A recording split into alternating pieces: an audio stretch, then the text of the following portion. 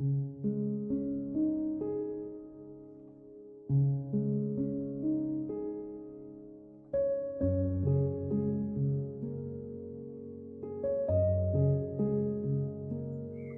my name is Juma Steven Situma.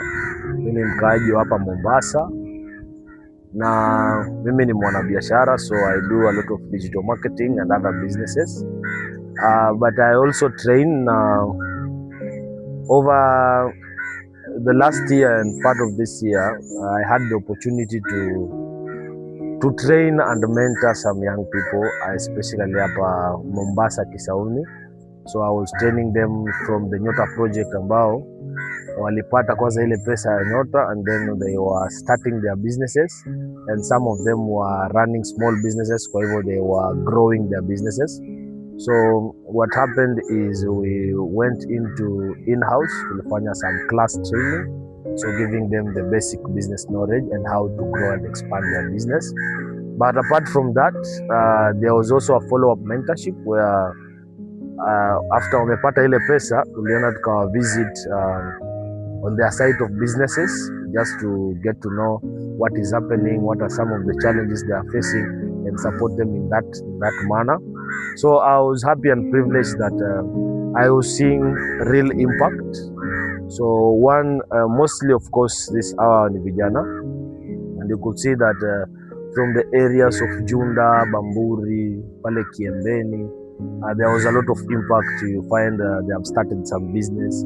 Some examples, wale wanauza nguo, wanauza chakula, wale wanafanya biashara kama service businesses.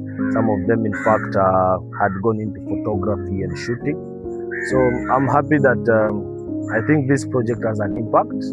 Now I would have really loved it if the government and other entities will have deepened this program, so that, because very many youth wanataka that opportunity so that they can get started in business.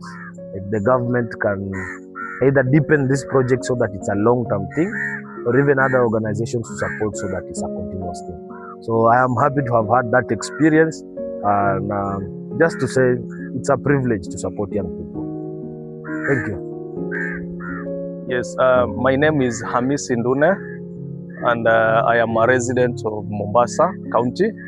Yeah, but I also have some roots in Kilifi County. And I am a person who believes on empowerment and transformation, especially to the young people, that is our young boys and our young girls.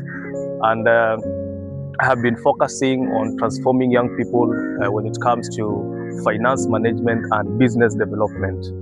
So for the last 3 to 4 years, I think as a country in Kenya, young people have been looking forward for a sustainable approach. What are some of the measures that they can be able to drive the agenda of job creation?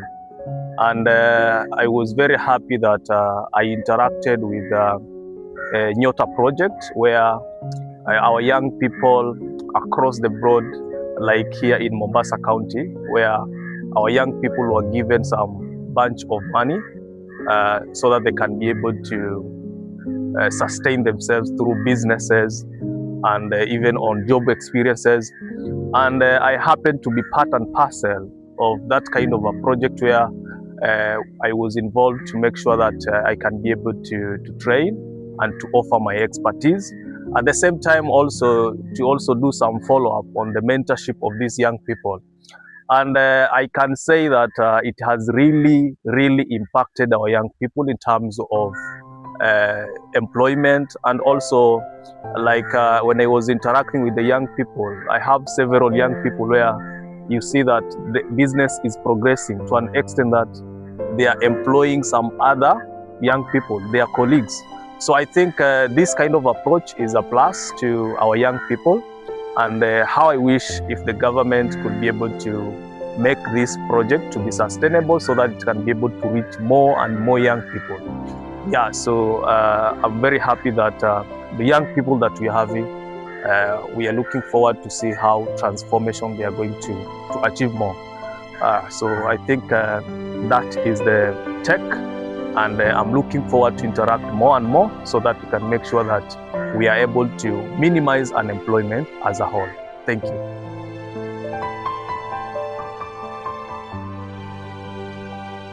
Kwa majina naitwa Babadi Suleiman. Mimi ni mkaaji wa Mombasa, Vikwatani, Mtopanga Ward. Mimi ni mkulima. Na ukulima wangu mimi nafuga kuku na napanda maua. Horticulture, nafanya mambo ya kupanda maua na kufuga kuku, kuuza mayai na nyama. Na pia nina uzoefu sana wa kuact, yani kuigiza. Huwa napenda sana kuigiza nikiwa free, kama sina kazi za uuzaji nenda zangu kuigiza. Kwa majina mimi naitwa Mohamed. Mimi ni photographer, natokea Bamburi. Natokea Mombasa, Kisauni, Bamburi, Mtopanga.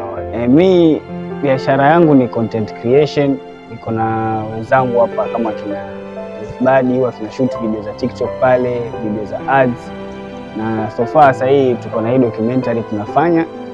Nataka tuipublish kabla the second disbursement ya Nyota. Mimi kwa majina naitwa Shamima Badru Muhammad, natokea Bakarani, Soweto. Nafanya biashara ya cosmetic, madera na kuuza viatu. So this is my business, as you can see, and you can come and visit my shop anytime you want. So welcome. Majina naitwa Stephen Castro. I'm a pro basketball player, nacheza ligi ya Kenya Division 1.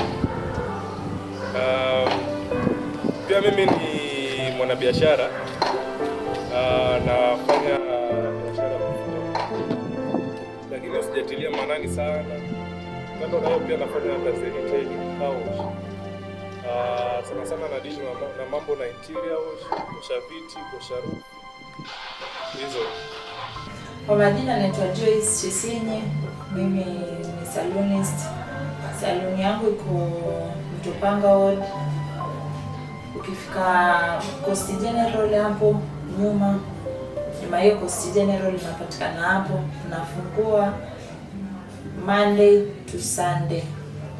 By the way, story ya Nyota mimi nilisikia kwa marafiki, nilisikia Nyota.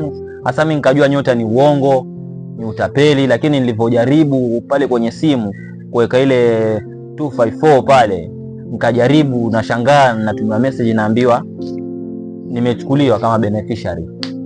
Hii story ya Nyota si tuliona kwa mitandao, tulishare, tukashare kama marafiki. Tell a friend to tell a friend.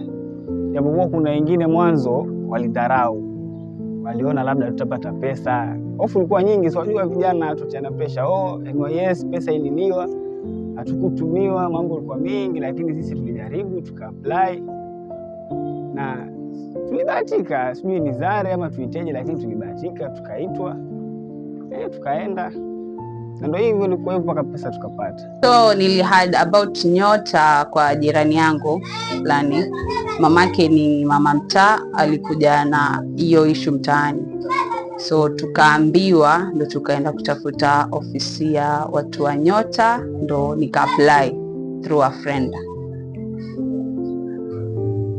Nyota nilijua kupitia kwa rafiki yangu. Let's say social media. Nyota niliona kwa mtandao, ndio na link hapo nika apply na nikapata message.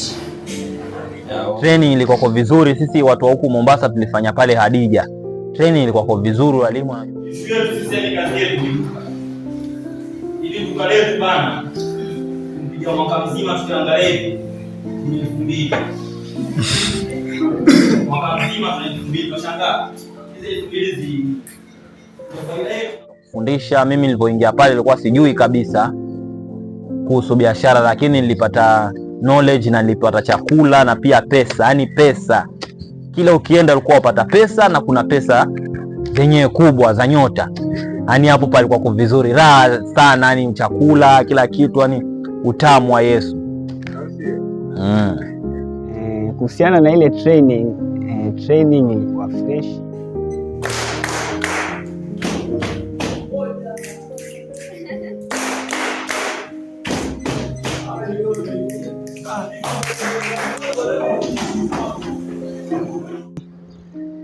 It was a practical.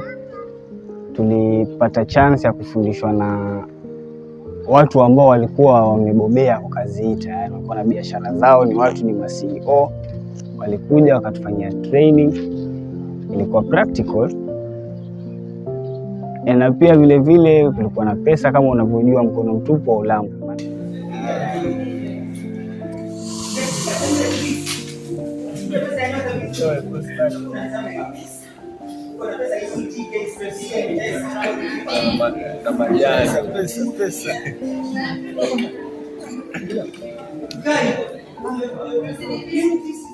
Sisi vijana sasa hii maisha yalipo magumu, hawezi chukua kijana ukamwambia aenda kashinde mahali na hakuna faida. Lakini sisi tulikuwa baada ya kila siku ikiisha kwa watoka na jero, waenda kusoma wasoma, kula wala, na baada hapo watoka na hela. Ilikuwa fresh sana. Ilikuwa experience nyingine nzuri. Hiyo training ilinisaidia na skills, kitu cha kwanza ilinisaidia na skills na kutafuta mambo ya market na mambo ya kujitolea na kujua hawa kuku wangu nitawafikisha vipi, hii pesa nitaitumiaje, yani budgeting na kila kitu. Training ilikuwa kwa vizuri, nashukuru Mungu, walimu wanajua kufundisha. So training tulienda Adija Primary and training ilikuwa 4 days. We learn about a lot of things kama self care, self awareness, money management, marketing. So those are the things ambazo tulilana through the section and much more. Training haikuwa mbaya. Walimu wetu ama training wetu walikuwa wazuri. Walikuwa tunafundisha poa. Tulilana vitu vizuri. Pesa tulipata pesa si, lakini time ndo walikula time yetu sana.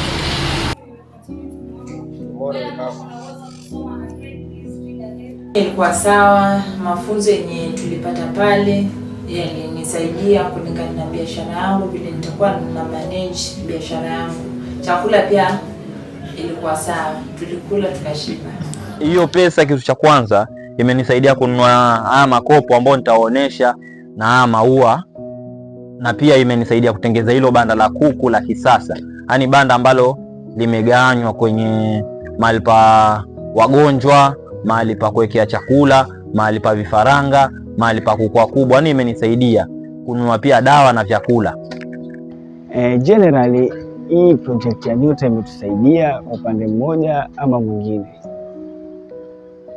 Obviously kuna wale hawakuwa serious maybe kimaisha, ama sijui ni idea hawakuwa nayo, pesa walikula. Lakini kuna sisi wengine ilitusaidia, pesa ilitusaidia kwa upande mmoja ama wengine. Kuna wale tulinunua stock, wengine tulianzisha biashara za mitumba. Kama mimi mwenyewe kuna baadhi ya vifaa ilikuwa sina, nikaongeza na hii pesa ya Nyota. Na imani hii tulipata ya kwanza, sijui ya Mungu ni mengi, lakini na imani hiyo ya pili pia tutapata na itatusaidia mahali.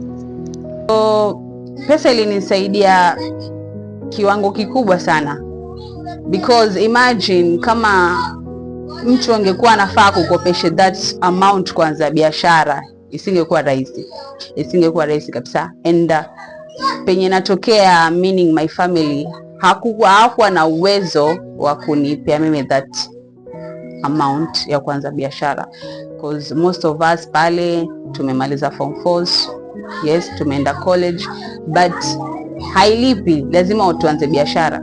So ile pesa nilipopewa ilinisaidia, ilinifungulia hii biashara ambayo unaniona nao leo. Hii yote ni faida ya Nyota. Nyota mimi nasema imenisaidia upande wangu wa kibiashara, imenisaidia kidogo kuboost na biashara. Pesa yote sikutumia kwa biashara, nilitumia kununua equipment ya learn more about the business, yenye nilinunua nayo equipment yenye itanisaidia ni electronic, na pesa yenye ilibakia nikatumbukiza kwa biashara yangu. Project ya Nyota imenisaidia kwa sababu sikuwa na biashara yote, nilikuwa tu niko nyumbani, lakini nilipopata hiyo pesa nilifungua salon na naweza kimahitaji yangu.